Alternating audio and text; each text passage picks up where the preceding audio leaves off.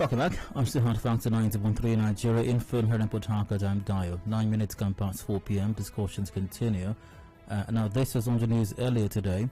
Governor Nyesom Wike has urged the church to speak against the injustice that has characterized the country. The governor made the call at the Church of Nigeria Anglican Communion Diocese of Lagos shortly after he was bestowed the Exemplary Leadership Award.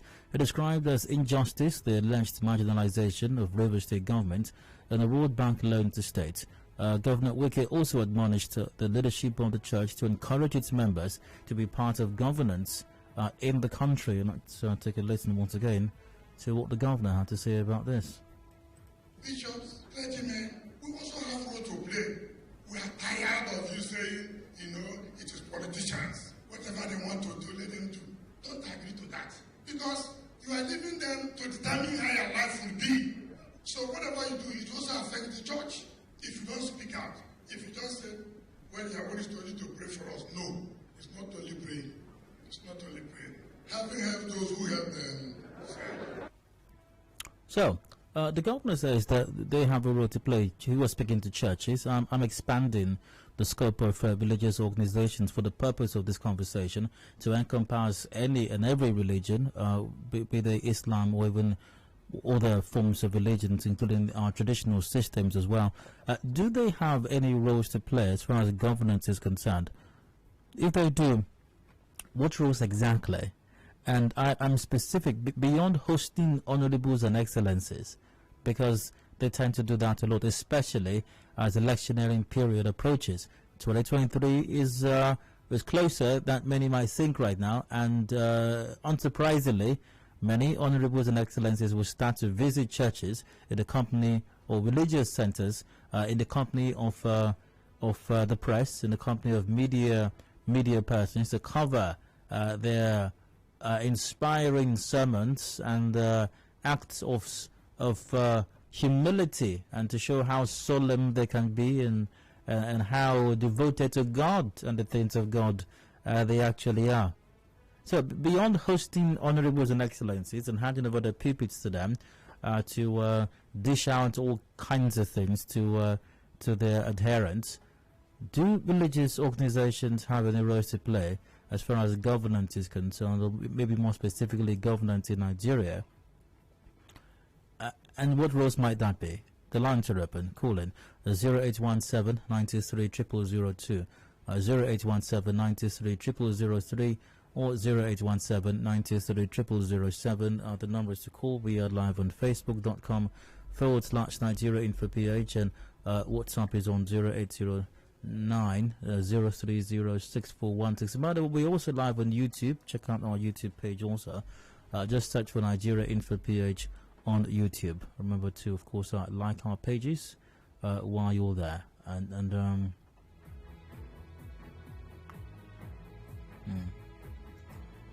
I've got a Francis on the line from Transamandi. Hello, Francis. Welcome. Go on. Okay, yeah. My name is Francis. Go ahead, Francis. I already welcomed you and I mentioned the name a while ago. Sorry? Go ahead, Francis. Okay.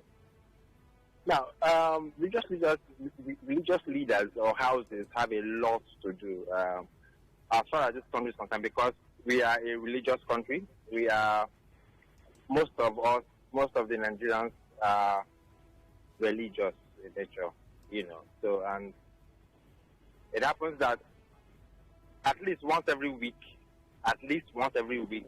every Nigerian goes to a religious house. Every Nigerian? Most Nigerians. In fact, a majority of Nigerians go to a religious house. Okay. And so you see that every week, religious leaders have, an opportunity to address Nigerians. It is far more unlike political leaders, where at most maybe once a month or on special occasions where they address Nigerians. But every week, a religious leader addresses a crowd of Nigerians. And if he indoctrinates in them the culture or the character of good leadership, and honesty and patriotism, we'll have a pretty good society. Francis, I don't know. Francis, can you hear me? I don't know of any church. Let's use church as an example. I don't know of any church where the pastor, the man of God, or the overseer there tells his members that stealing is a good thing. In fact, once you leave service today, go out there and look for something to steal. That's the problem that we have. That's the issue that we have. Someone said, the biggest problem we have in this country are our religious houses. No, Francis, I don't think you get the point I was making. My point is that they teach their followers these good things. Thou shalt not steal. Thou shalt not do this. Thou shalt not. Thou shalt not. That's what you hear in churches, isn't it? No. Really? I don't agree. I won't agree with that. So they tell them to steal? The churches, especially the churches that we have, most of them right now, they don't do something. They don't come close. They don't come close. Everybody, most of them teach, how to amass so much wealth. They use examples of wealthy people. What is wrong with teaching people how to amass wealth? Sorry? What is wrong with teaching people how to amass wealth? It's the perspective. The issue of one day God will bless you with so much money, and it's going to happen, without telling them how to be content with the. It's not about. Okay, Francis, are you still there? Francis? Okay, I guess Francis is no longer there. Great to hear from you though. So how about you? Once again, do religious organizations have any roles to play as far as governance is concerned? Once again, Governor Wike is convinced they do. Do you agree with him? And if you do agree with him, what are those roles? Via Facebook, Pi Philip goes, let them not be declared wanted, as they shall ask for civil servants promotion arrears and implementation, and that of the sacked teacher. Oh, okay, all right. Victor Marcus on Facebook goes, sorry sir, the church cannot do anything against injustice in the land because they themselves are a body of injustice to their followers. For example, you collect money from the poor to erect a structure which the children of the same poor cannot attend. Is that not injustice? Oh well. Your thoughts still. Any roles for religious organizations as far as governance is concerned? Do you think they have anything to do really with governance? If you think so, let's hear it. I've got David from Bourge in the line. Hi, go ahead. Yeah, Dayo, you see, anytime I hear our governor speak, it makes me laugh. This is a governor that's owing civil servants, pensioners for 5 years. Almost 6 years. They are dying. And he's talking about good governance. And the churchmen, men of God are there giving him award. I mean, what kind of country are we? It bleeds my heart. It bleeds my heart. And when governors talk like that, I begin to think, where's conscience? And the people who are giving him award, did they drop? So what should they have done, those who gave him the award? Hello, David. What should they have done, those who gave him the award? I am talking about prevalent issues that is on ground, that civil servants are crying. So David, what should they have done, those who gave the governor the award? What should they have done? Because most of these people are talking about are members of their church. Okay, David. Are members of their church. All right. So, David, what should they have done differently? All right, moving on. I got Tony from Adedayo. You're welcome. Go ahead. Hello, Dayo. All right, go on, Tony. All right. I want to just quickly read something out, and then I will go to my point. And this was said by Haile Selassie. He said, spirituality does not come from religion. It comes from our soul. We must stop confusing religion and spirituality. Religion is a set of rules, regulation, and rituals created by humans. which were supposed to help people spiritually. Due to human imperfection, religion has become corrupt, political, divisive, and a tool for power struggle. Spirituality is not theology or ideology. It is simply a way of life, pure and original, as given by the Most High. Spirituality is a network linking us to the Most High, the universe, and ourselves. That is Haile Selassie. We all know him, the Ethiopian king far back then. The reality here is that Nigerians, in fact, the fact that Nigerians are religious is a problem. In fact, that's the reason why. Now, do you know that countries like Nigeria, Afghanistan, countries that are too religious are the problem of this world, you seem to be. In fact, where you're hearing most, when you say society of decadence, are societies, dangerous societies, and this religious society. And it does not fall in any particular, both the Christian, both the Muslim, and all that.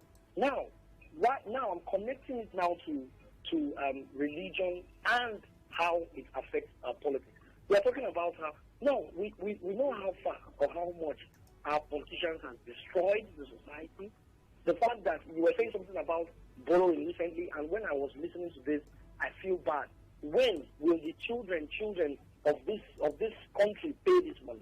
And yet our politicians are still going on with their practice every day, and then religious churches and religious houses are embracing these politicians and giving them awards and all that. Nobody is asking questions. Nobody is sitting down to say. Okay, so that's what I'm asking you now, Tony. You seem to have a problem with the awards that they're dishing out, and it's all fine that you have that opinion. But what I'm asking is, in extension to that, what should they be doing then? Do they have any rules? Because earlier you made a distinction between religiosity and spirituality. Exactly. So, as religious bodies who claim some spirituality, rightly or wrongly, what should they be? Do they have any rules as far as governance is concerned? And if they do, what are they? Okay. Basically, the religious house should cleanse themselves. That's the first thing. You can't give what you don't have. I don't think these religious houses we have in this country can offer anything to change this country until they cleanse themselves. To be truthful and transparent, as it were, in the past. Of the major reason why there is. Okay, so let's assume the cleansing has happened, Tony. As far as governance is concerned, what roles do they have to play? The role they have to play is, first of all, being truthful to the face of government, sensitizing, going back to telling people what it really means to be humans and not subhumans, telling people how to truly find themselves and find God, and not wanting to use religion to manipulate and win people in the name of going to heaven or in the name of whatever it is, when they are complicit, they are complicit to what is actually going on. But Tony, I don't think, like I told the previous caller, I don't think there's any church. There might be, but I'm yet to find a church where the general overseer tells his congregation to go out and steal, to go out and kill people. Oh, I imagine that even at this event in Lagos, I think, where the River State governor and some other governors, the Lagos State governor and others, were given awards. I imagine that even the priest, in that church must have delivered an inspiring sermon on good governance and helping people and being your brother's keeper and all of those wonderful things. The thing is that the truth is before us. No matter what it is in our word and eulogies and all the stories and all that, the reality is before every Nigerian. And as I say, our religious house today does not have what it offers, what it takes. They are not shown in any way that they have what it takes to make this country better. They need to cleanse themselves. That's what I want to say. Okay, Tony, but I really want to hear if someone has an idea, really. I mean, if you do, please call in, all right? What role specifically, besides cleansing themselves, I don't think cleansing yourself is a requirement for governance, really. That sounds like a personal thing. So I'm talking maybe not necessarily functions stipulated by the Constitution. Of course, we don't have any functions for religious organizations in the Constitution as far as governance is concerned. But still, they do hold prestigious positions, they do hold a very high place in society, especially societies like ours. Do they have any roles to play as far as governance, or more precisely, good governance is concerned? Or do they not? I'll take a Frank from Abulema. Hello, Frank. Go ahead. You have a minute, Frank. Okay. We are talking about religious leaders not preaching that people should go and steal, or people should go and do something bad and all that. Even if they don't speak, they don't condemn the ones who have done it. One of the issues we have is not because people don't say the good things. People do nothing about the bad ones that have been done. So if the governor, for instance, comes to a church and they give him an award, if anybody tell him, excuse me, sir, honorable, or His Excellency, you're owing pensioners, please pay them. Frank, I wish you could talk some more, but I must go for a commercial break right now. Sorry about that, Frank. Please call back if you can. Hand Frank returns shortly.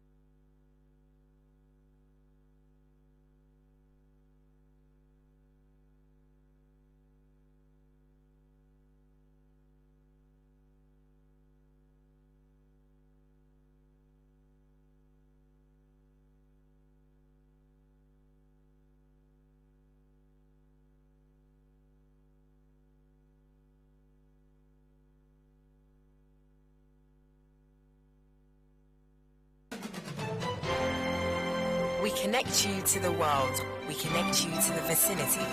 We are Nigeria Info. Listen to me. I said this is a real situation and the government has to do something about it. You're trying to insinuate all these people looting Nigeria's money? You think This is Nigeria Info, in the heart of Nigeria. 92.3. We are Nigeria Info. A clean surrounding is a collective effort. Diseases could be avoided With good hygiene practice, be more responsible with how you dispose waste products. The environment will be better looking without litter and exposed garbage. We love our city clean. This message is from 92.3 Nigeria Info. And now, hard facts. Hard facts with Dio.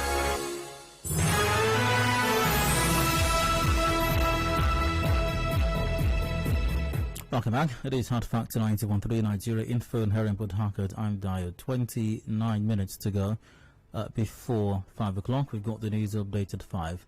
Governor Nyesom Wike has urged the church to speak against the injustice that characterized the country. The governor made the call at the Church of Nigeria Anglican Communion Diocese of Lagos shortly after he was bestowed the Exemplary Leadership Award, described as injustice the alleged marginalization of Rivers State government and the World Bank loan to states.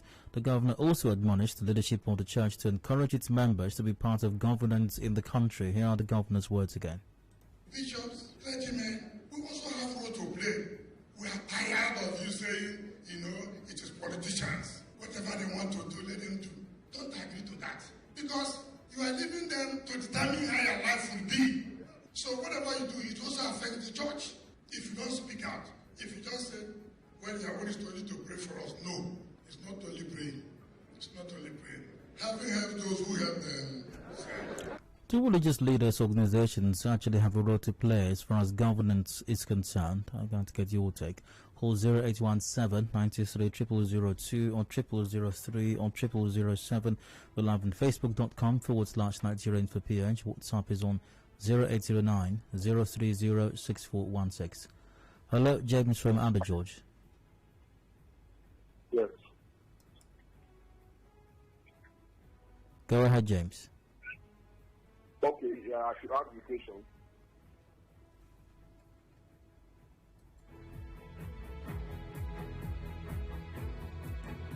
That's it via Facebook.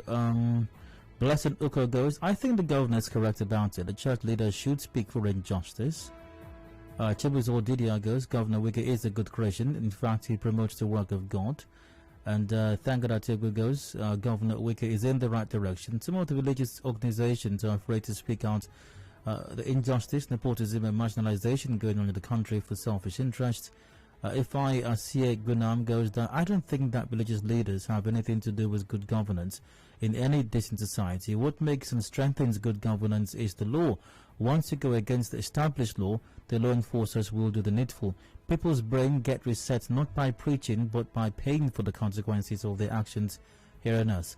That's an interesting position, Ife Dibia from Umukushi, you're welcome, go ahead. Good afternoon, Dio. Hi, go on. Yes, straight to your question, as per the role the religious leaders are expected to play, yes, I think they should be the conscience of the society. They should speak truth to power at all times. They should be such persons who can, when they misapply their authority, their Shongo or their Madiwaha will strike them immediately. And based on that, they can speak truth to power without So if Ediba, in those countries that we refer to as advanced or first world societies and all that, where the leaders actually perform and know their jobs, do they do that because religious leaders there speak truth to power? Of course. Check out their foundations. Of all the countries of Europe, the origin of those countries, before they developed their sets of laws, they were spiritual as well. That's why you still have kings and monarchies across Europe. Well, okay, in Africa, were we not spiritual in Africa as well? Our spirituality was contaminated somewhat by the superior European religion. But wait, but that's the religion. Well, hold on. That's the same religion that you say from inception made them what they are now. How come that religion is what made them what they are now? But hold on, Fediba, you'll have your say. How come the religion that made the society what it is now is the same religion that contaminated us and made us what it is now? Well, it depends on what we accepted and what was the original intention of bringing it to us. The intention wasn't for us to have a clear and good evolution along the line. Yes. So what you're saying is that religion. Like so what you're saying, that religion that built their society, because that's what you said, is also evil and it destroyed our own. It was used. The counterfeit side of it was brought to us. Oh. That's the truth. The politicians of Europe that colonized us brought the whitewash type of it. Yes, that is the truth. They knew it was going to be easier for them if they present this religion to Africans while they have other intentions against us. That's the truth. So even in Asia, China, go and check those Koreans, the Japanese. Go and check before their evolution got to where it is today, because every society evolves. Before today, they had some respected spiritual leaders who spoke truth to power. Thank you. You're welcome. Praise from Oyigbo. Good evening. Go ahead. Good evening, Dayo. Go ahead, please. Yeah, good evening, Dayo. Go ahead, please. The reason why you cannot have the religious leader these days, them having their role in governance, I think that is the question. Do they have any roles to play as far as governance is concerned? Yeah, of course, they would have had a role to play in governance. But the fact is that they have covered their foundation. Most religious leaders we have today are the type that they will be in their churches. The poor men in their churches will be contributing to them, and they'll be easy to enrich themselves. They are not playing. If not, where religious leaders will be having rule in governance is a point where if a governor, for example, or a president is misbehaving, they can walk straight to the governor's office and tell him, God has rejected you. And that's final. Okay, so fine. So a religious leader walks up to a government house someplace, and then he stands there dressed in his religious regalia, waving his religious book and possibly screaming at the top of his voice, almost rupturing his lungs, and shouting that God has rejected you because you have rejected the people. So how is that supposed to affect a governor, for example? Why are you convinced that will make him suddenly become a good governor? I am strongly convinced that will make the governor make a change of mind, because why? If that is actually from God, I'm talking about a religious that is connected to God, so that God can use you to even speak at where mere men cannot speak. So what I'm saying is this. So this man of God goes to. You want me to shout, just to tell him this way and this way you're doing, you are not pleasing the people of God. Okay, why do you think that is going to make a governor begin to govern appropriately? You see that you'll be brought down. If such a Praise, I'm asking you a question right now. And then maybe if face that on one or two governors, you will see there is a change. Others will change. All right. Via Facebook, Eba Debone Dulegos, the 23 local government workers have not received their August salary and is standing in church talking about God have mercy. Let's see. Via WhatsApp. Can you remember when the royal fathers were dragged into politics and are now being rubbished and having their royal offices desecrated? Involving religious leaders in politics is a ploy to subject them to ridicule. The place of religion is different, and the place of political leaders is separate. Let the political leaders go to religious places, sit down, have their dead conscience revived. That's the place of religion. That's from Imago. I've got Wisdom on the line. Hello, Wisdom. Please go on. Good day, Dayo. Go ahead. Yeah, very quickly, our religious leaders have role to play in governance. What role? Aside prayers, prayers are very important. They need to pray for peaceful coexistence of the nation. Aside that, they're also supposed to give advisory role. I think that was what the governor was. Most times, the people's impression, their politicians lead them. We are born-again Christians. We don't need to dabble into politics, or we don't need to. As a matter of fact, they can also get involved in politics with a view to putting things right there. So advisory role, also participating in the politics, that is contesting for election, voting people, and let people also vote for their religious leaders. Okay, let's start with the advisory role, Wisdom. So this man of God has audience with maybe the president or a governor or a local government chairman or a minister or commissioner. Why are you convinced that whatever the man of God says to this governor is going to make him become a good governor or a better governor tomorrow? Well, it may not necessarily the advice the man of God will give the governor. It may not make him a good, or but it is important we keep doing the good advice, giving good advice. Now, don't you? I mean, I occasionally, come across on TV, some religious leaders, some of them very famous or very popular in the country, and they talk about governance, and they talk about how bad things are, and they talk about people suffering, and they talk about, expensive, they talk about inflation, they talk about insecurity, they talk about these things. They do, actually. Yeah, sure. Yeah, they give this advice, they extra society, but is it getting better in spite of all of this? Or does it have to be a one-on-one conversation? Yeah, I agree with you that from what we are seeing in Nigeria, I would say it's not getting better, but I want to also believe, they still need to keep doing that good work with that advice. I can say that if without the advice, things would have got worse than what we experienced today. Really? Will you agree with me? So the reason things are this bad is because of the advice from religious leaders. Wisdom. Hello. Okay. He's gone, I suppose.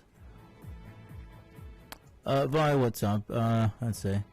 The religious leaders are shying away from politics because they will be rubbished by them. But in Edo State, where I come from, Holy Rosa Church, a traditional church in Benin, the priest is so powerful and influential that he could determine who gets what within the Benin-speaking LGAs. In summary, our religious leaders and just successful businessmen and women, they're only interested in making gains and nothing more. That's what Omorege.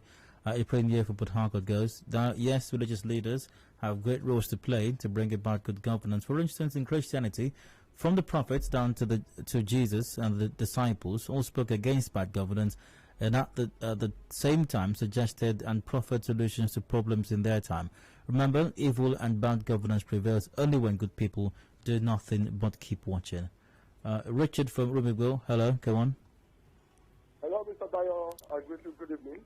Go ahead, Richard. Dayo, this is this topic actually. My mind does go back on two occasions. They are asking whether clergy men or clergy people have a role to play in governance. Yeah.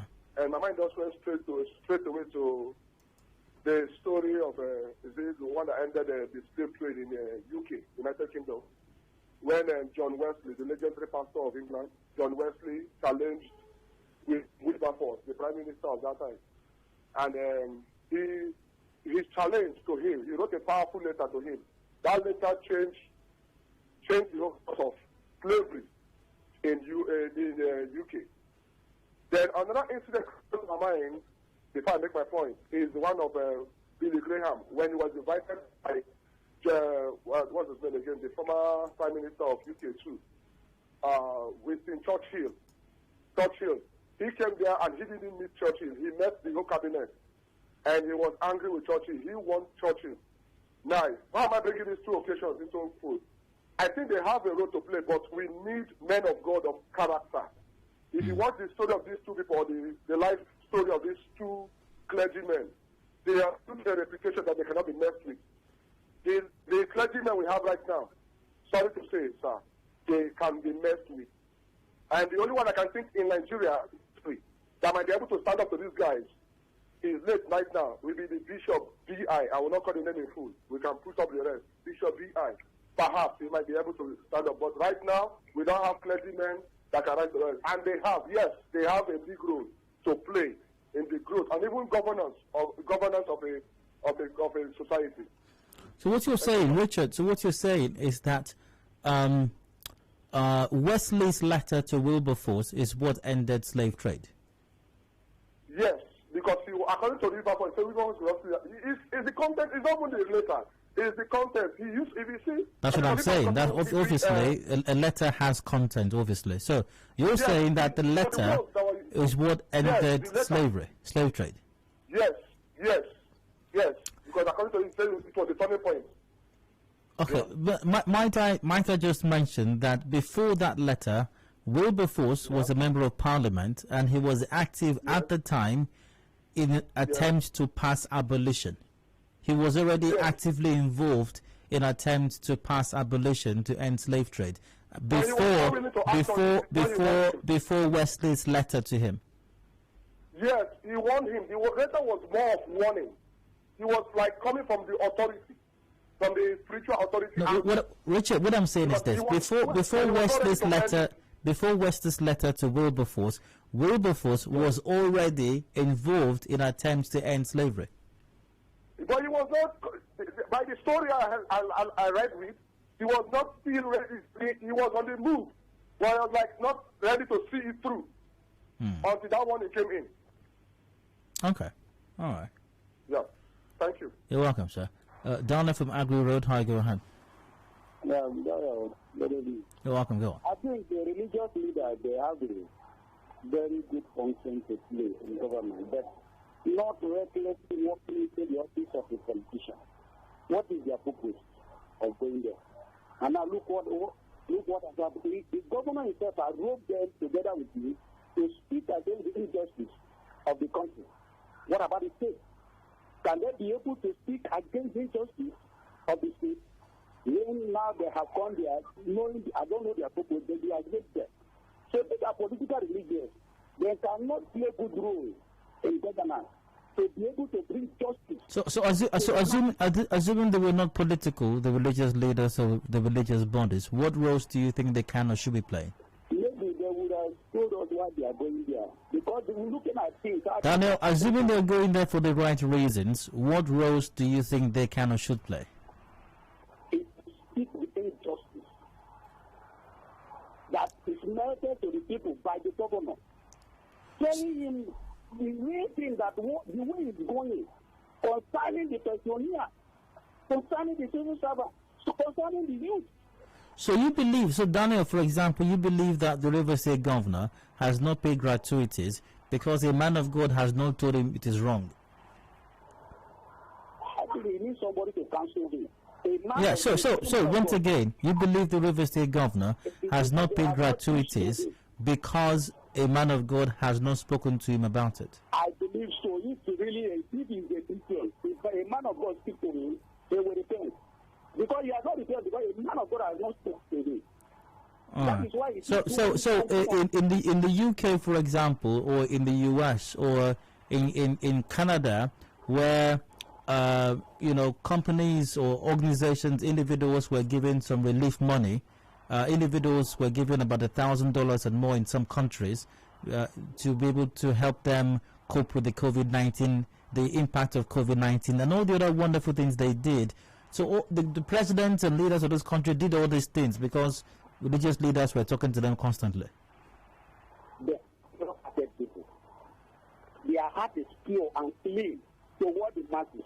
But wherever your heart is not clean and pure, it needs a religious leader to speak to you, to live a pure heart and clean heart, to make sure that you bring justice to the masses you are leading. And that is why God kept you there. They knew that. Daniel? Oh, Daniel's gone. Emmanuel from Remo Limini, you're welcome. Go ahead. Adedayo, good evening, sir. Oh, go on. Yeah. My take is this. Religious leaders has a lot to do in Nigerian politics or in politics in the world. Like what? Not, number one is just to pray for them. To pray is a spiritual matter. And also admonish their members according to the Bible who want to enter into the politics to really follow biblical examples of the past leaders. But the problem that we are having today is just like a governor standing on the consecrated pulpit to say heaven help those who help themselves, and people are echoing for him. That is a very bad example of leaders. You don't bring in people that you know that as it stands today, they are not practicing Christianity. And you see it from every angle. How do you know that? How do you know the governor is not practicing Christian? I forget, my brother, let me not use some words that his father said, but from my own point of view, I know that they are not committed Christians. Because you can't tell me that you flash 10,000 what do you call it, non-workers or whatever, the employment you didn't employ. You flash 30,000 minimum wage to be the first to pay. You did not pay. People are protesting in the government house. Instead of the government to come and address them, it's police that came that day and addressed them. I don't know if you understand. So by their fruits, the Bible says we should know them. So we are knowing him that is not a practical or practicing Christian by his deeds. And you're giving such person award, calling him this name, that name. You're just making mess of the Christendom. It's not necessary. Whether they are ruling well or they are not ruling well, it's just like what happened during the time of orderly. In Chelsea Prince, I'm telling you something that I was around there when the former governor was there. The former retired bishop of the Niger Delta Diocese told him to his face, the time that the governor left the church, nobody knew. So how many of them will stand before the governor that is singing praises and tell him that this thing you did is not good, this one correct it, the other one correct it? We don't have people like that again. All our religious leaders have compromised. So it's not necessary bringing somebody to come and defy the pulpit all in the name of your giving him Emmanuel, you believe that if our religious leaders were quote unquote speaking truth to our leaders, elected officials, they will be better governors, they'll be better presidents, they'll be better National Assembly or House of Assembly members. You believe that? Yes, sir, wholeheartedly. I believe it. Why would they have that kind of influence over them? Wow, that is why they are spiritual leaders. Like now, just as I told you earlier on, if these people are committed members of each religious section, you will find out that any meeting that they are into, a religious leader is using that example from the Bible to admonish that person to follow the good aspect of life and be a good leader to his people. Because directly or indirectly, his leadership will be affecting the church. Just the things is affecting the whole thing. We have to find out now. Emmanuel, great to hear from you, sir. I must move on, however. Commercial break comes up right now. We've got top of the hour, the news update, discussions continue afterwards. Is the APC on course to an express road like the proverbial Egungun? When I return, please stay with us.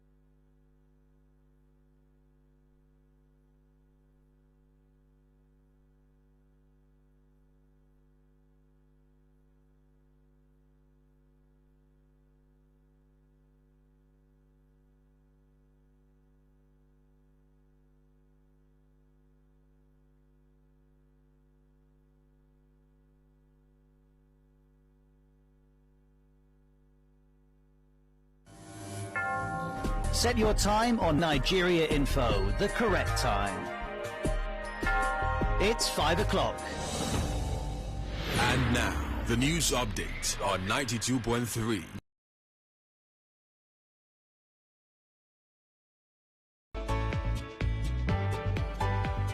Hello, thanks for staying tuned. The Attorney General of the Federation and Minister of Justice, Abubakar Malami, says the Federal Inland Revenue Service, FIRS, will continue to collect value-added tax following the ruling of the Court of Appeal on the matter.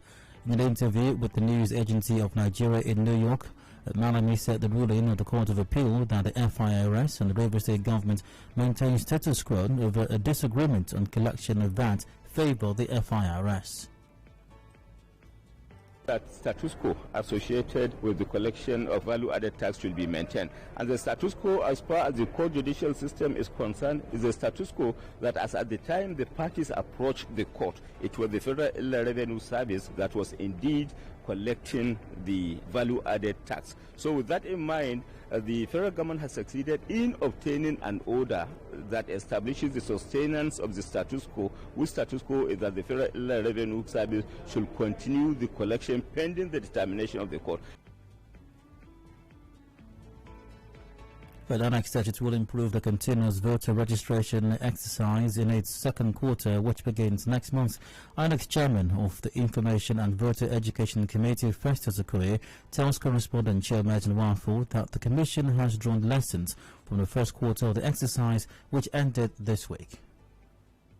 We've learned very, very valuable lessons from this first quarter of the exercise, and we have also come to the realization that more people want to register, and that a lot of the youth prefer to use the online for purposes of registration. So by the time we deploy to the various registration areas, more people will have access to the equipment. So if we deploy to the registration area, the time we give for people to go and complete their biometrics will be shortened. And President of Visual National Congress, Benjamin Okaba, says the move by President Muhammadu Buhari to amend part of the Petroleum Industry Act has confirmed that the inputs of Niger Deltans were not considered before it was signed into law. Professor Okaba told correspondent Soibi Uruwari that the President's request ought to include the upward review of the 3% allotted to the host communities in the PIA. The minimum irreducible conditions acceptable to the host communities that bear the brunt of oil exploration is 10%. Any amendment that does not address this critical, most important segment, which is an upward review of the 3% for us as Ijaw people, for us as Niger Deltas, as a major reflection on our sensitivity and sentiments of our people, we will continue to apply every legitimate method to ensure that we push forward our rejection of the PIA. And finally, the UI Special Envoy for Haiti has resigned in protest over the deportation of Haitian migrants. Senior diplomat Daniel Fute said the decision to return migrants fleeing an earthquake and political instability was inhumane. And last weekend, the UI started flying out migrants from a Texas border town, which has seen an influx, with some 13,000 having gathered under a bridge. And that's the news update. Contact our newsroom on 0818 90,017. Thanks for listening. I'm Adedayo Elusakin. Good evening.